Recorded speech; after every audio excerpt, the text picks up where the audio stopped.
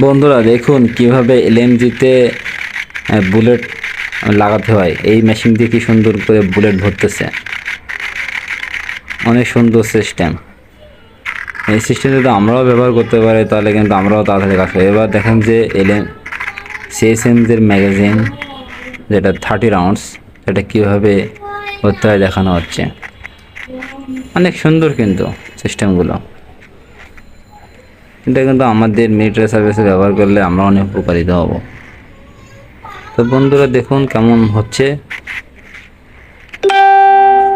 এই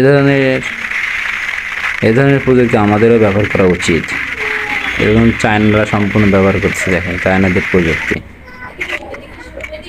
তো বন্ধুরা ভিডিওটি কেমন লাগলো কমেন্ট করে জানান। তো সবাইকে ধন্যবাদ।